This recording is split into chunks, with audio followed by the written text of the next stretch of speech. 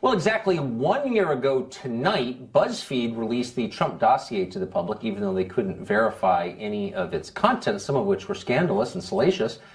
We blasted for them at the time. Now they're getting sued. President Trump's attorney, Michael Cohen, has sued both Buzzfeed and Dossier creator Fusion GPS, the Oppo firm, saying the document defames the president by baselessly linking him to Russia conspiracy theories. BuzzFeed editor-in-chief Ben Smith came on the show to defend the dossier's release a year ago and is game enough to join us once again. Ben, thanks for coming on. Thank you for having me on, Tucker. So you've been sued by the president's lawyer. What's your response? Well, I think it's very much what I told you this time last year. The dossier itself is a document of kind of obvious central public importance. It's the subject of multiple investigations by intelligence agencies, by Congress. That was clear a year ago. It's actually a lot clearer now that before we published it, as we knew then. Important elected officials, intelligence agencies were investigating this document. When we talked last time, that was a subject of some dispute, and a lot of people, I'm not sure if you said this, but a lot of people on the right said, this is an irrelevant nonsense document. Now, what I see on Fox News in particular is that this document was central, arguably too central, to the FBI investigation. I think that's clearly established now. Yeah, I think you're right. I mean, you're absolutely right. It was central. It looks that. I mean, to the extent we know, and there's a lot we don't know about its role in this investigation, but it sure seems like that's right. But then you've been doing this for a long time, and you know that all kinds of, in effect, dossiers come across the desks of investigators and intel agencies, law enforcement agencies, and politicians, and people who cover them. And they're not made public because their contents are unverified, sometimes unverifiable, and they're defamatory. And so, you see a lot of stuff that you don't pass on because you don't know if it's true, and the words hang in the air. You libel someone, in effect, so you don't run it. But you did run this because it was Trump. Your inbox and mine, as you say, are full of all sorts of would-be dossiers, of tips, of allegations, of claims.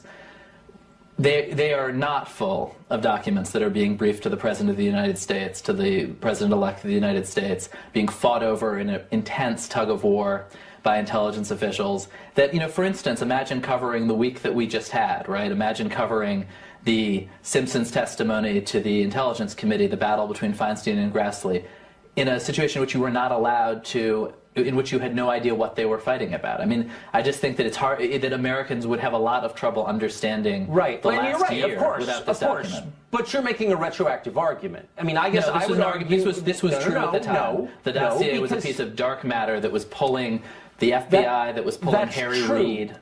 And it's important to understand what those guys are doing. That's the point, is that we now have the context for it, and we didn't then. A lot of this we knew then. A lot of the it wasn't. reality of the stakes we knew. I didn't read it on BuzzFeed. I didn't know this was part of a Hillary Clinton Oppo operation that she took up from a Republican, anti-Trump Republican donor operation.